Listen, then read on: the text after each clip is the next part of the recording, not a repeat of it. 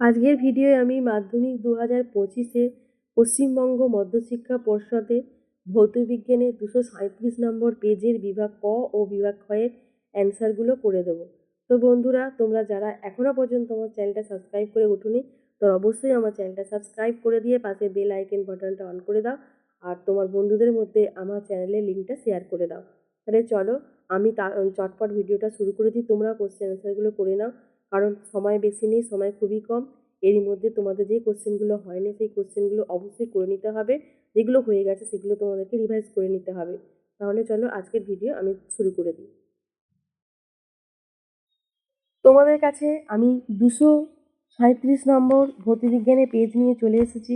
তাহলে বন্ধুরা দেখে নাও, প্রথম যে কোশ্চেনটা আছে সেটা হচ্ছে 11.12 কোনো আদর্শ গ্যাসের জন্য এসটিপিতে পিভির মান কত হবে। এখানে আমাদের সঠিক উত্তর হবে সি এরটা, অর্থাৎ 0.5 এই গেল আমাদের প্রথম কোয়েশ্চেন। দ্বিতীয়টা হচ্ছে প্রদত্ত কোনটি চার্লসের সূত্রে ভি মাইনাস টি লেখচিত্র। এখানেও আমাদের একেরটা তোমরা দেখে নাও, একের অর্থাৎ এ কোনটা আছে সেটাই সঠিক উত্তর।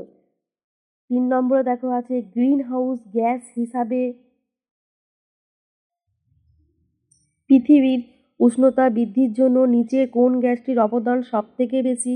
এখানেও সঠিক উত্তর আমার সি এরটা, অর্থাৎ CO2। এই গেল আমার 3 নম্বর কোশ্চেনের অ্যান্সার। আশা করছি বন্ধুরা তোমরা এই কোশ্চেনের অ্যান্সারগুলো চটপট নিজেদের খাতায় লিখে নিচ্ছ ও পরীক্ষার জন্য প্রিপারেশন শুরু করে দিচ্ছ। 4 নম্বরে দেখা আছে প্রদত্ত ধাতুগুলি কোনটি প্রসারণ শনাক্ত ন্যূনতম হওয়ায় বিভিন্ন কাজে ব্যবহার করা হয়। এটা দেখো আমার ডি এর উত্তরটা হবে, অর্থাৎ ইনভার হবে। পঞ্চমত দেখো প্রদত্ত কোনটি তরঙ্গ দৈর্ঘ্য সব থেকে বেশি। এটা আমার দেখো সি এর হবে, সেটা হচ্ছে অবলোহিত রশ্মির। 6 দেখো আছে একটি পাতলা উত্তল লেন্সের 2f দূরে রাখলে সৃষ্ট প্রতিবিম্বের প্রকৃতি কেমন হবে। সঠিক উত্তর দেখো এ এরটা হবে, অর্থাৎ অসৎ অবশিষ্ট প্রতিবিম্ব হবে। 7 দাগের দেখো লেখা আছে কোন পরিবাহীর মধ্য দিয়ে 2 মিনিটে 120 সি আধান প্রবাহিত হলে তড়িৎ যে প্রবাহমান কত হয়। তড়িৎ প্রবাহমান দেখো 7-এর আমার বিয়েরটা হবে, অর্থাৎ 0.14। এই অ্যান্সারটা হবে আমার 7-এর দাগে। আশা করছি আমার সাথে সাথে তোমরা কোশ্চেনের অ্যান্সারগুলো অবশ্যই খাতার মধ্যে তৈরি করে নিচ্ছ। চলো আমি এবার 8-এর দাগেরটা দেখে নিই। 8-এর হচ্ছে দীর্ঘ পর্যায় সারণীতে শ্রেণীর সংখ্যা কত। দীর্ঘ পর্যায় সারণীতে শ্রেণীর সংখ্যা আমার হচ্ছে 8-এর দাগের কোশ্চেন অ্যান্সার দেখো সি এরটা হবে, অর্থাৎ 18টা।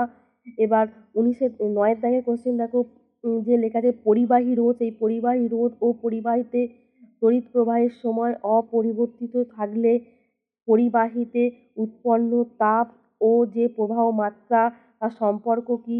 তার সম্পর্ক হচ্ছে সি এরটা দেখো এইচ আলফা এফ। এবার আমি চলে আসি 10 নম্বর কোশ্চেনে।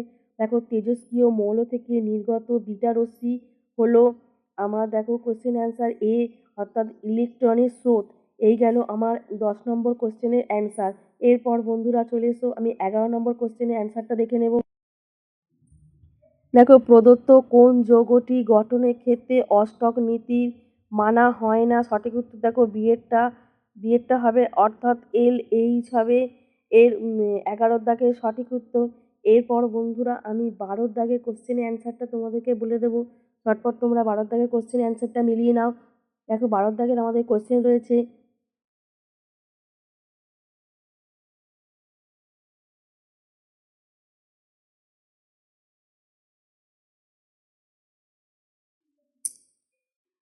ভারত দাগের কোশ্চেন রয়েছে। দেখো আমাদের প্রদত্ত কোনটি তড়িৎ পরিবহন করে। সঠিক উত্তর এরটা, অর্থাৎ গলিত NaCl। 13 দাগের দেখো কপার সালফেটে জলীয় দ্রবণে অতিরিক্ত পরিমাণে জলীয় অ্যামোনিয়া যোগ করলে উৎপন্ন দ্রবণটির রং কীরূপ হবে। সঠিক উত্তর দেখো সি এরটা, অর্থাৎ গাঢ় নীল। 14 দাগের দেখো প্রদত্ত কোনটি জিঙ্কের আকরিক জিঙ্ক ব্লেন্ডের সংকেত। সঠিক উত্তর দেখো বিয়েরটা। এরপর 15 দাগের দেখো কোনটি একটি অ্যালকোহলের উদাহরণ। সঠিক উত্তর দেখো ডি এরটা, অর্থাৎ CH2OH।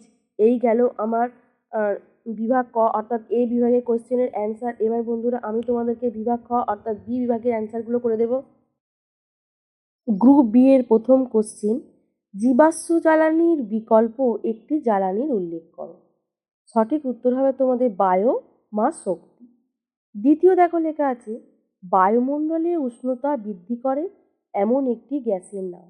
এখানেও তোমাদের সঠিক উত্তর হবে CO2 অথবা মিথেন, যেটাকে আমি CH4 বললেও হবে। এরপর দেখো 3 নম্বরে যে কোশ্চেনটা আছে, দেখো এখানে বলেছে চার্লসের সূত্রের ধ্রুবক কী কী। চার্লসের সূত্রের ধ্রুবক হলো গ্যাসের ভর এবং চাপ। 4 নম্বরে দেখো গ্যাসের আয়তন প্রসারণ গুণাঙ্কের মান কত।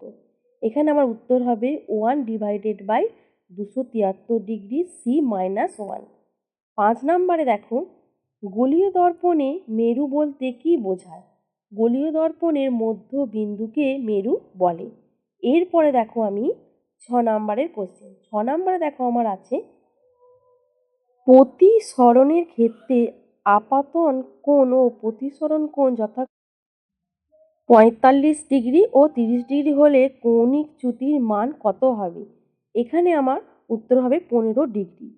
সাথে দেখো উষ্ণতার বৃদ্ধিতে অর্ধপরিবাহী রোধ কিভাবে পরিবর্তিত হয়। এখানে আমার উত্তর হবে কমে। এবার সাথেই দেখো অথবা দিয়ে লেখা আছে একটি অর্ধপরিবাহীর নাম। এর উত্তর হবে আমার জার্মেনিয়াম। এরপরে দেখো আমার 8 আছে ডায়নামোতে কোন ধরনের শক্তি তড়িৎ শক্তিতে রূপান্তরিত হয়। এটা হবে যান্ত্রিক শক্তি। 9 দেখো নক্ষত্রের বিপুল শক্তির উৎস কী। উত্তর দেখো নিউক্লিয় সংযোজন। 10 দেখো তাপ পরিবাহিতাঙ্কের SI এককটি কী। সঠিক উত্তর আমার দেখো এটা হবে Jm⁻⁻1 K⁻⁻1 S⁻1। এই গেল আমার 10 উত্তর। 11 দেখো আমাদের স্তম্ভ মেলাও। 11 দেখো আছে একটি সন্ধিগত মৌল, এটা আমার ডান স্তম্ভে যেটা হবে বিয়েরটা অর্থাৎ নিকেল। আবার বাম স্তম্ভে দেখো একটি ইউরেনিয়ামযুক্ত মৌল, এটা হবে আমার দুইয়েরটা, এটা হবে আমার ডিয়েরটা অর্থাৎ ডি যেটা আছে প্লুটোনিয়াম। 3 দেখো লেখা আছে থার্মিটি পদ্ধতিতে উচ্চ উষ্ণতার F2O3 কে বিজারিত করে। এটার আমার সঠিক উত্তরটা হবে দেখো এরটা। এরপর দেখো 4 আছে ধাতুর সংকর কাঁসাতে উপস্থিত থাকে কি, সিয়েরটা অর্থাৎ টিন। তাহলে বন্ধুরা আজকের ভিডিওয়ে আমি তোমাদেরকে ভৌতবিজ্ঞানে A ও B গ্রুপের অ্যান্সারগুলো করে দিলাম। আশা করছি তোমাদের এগুলো পরীক্ষার ক্ষেত্রে কাজে লাগবে। তোমরা যারা আমার চ্যানেলটা সাবস্ক্রাইব করোনি তারা আমার চ্যানেলটা সাবস্ক্রাইব করে দিও প্লিজ, আর বন্ধুদের মধ্যে আমার চ্যানেল লিঙ্কটা শেয়ার করে দিও। আজকের ভিডিও এই পর্যন্ত, আবার দেখা হবে পরের ভিডিওয়ে। ধন্যবাদ।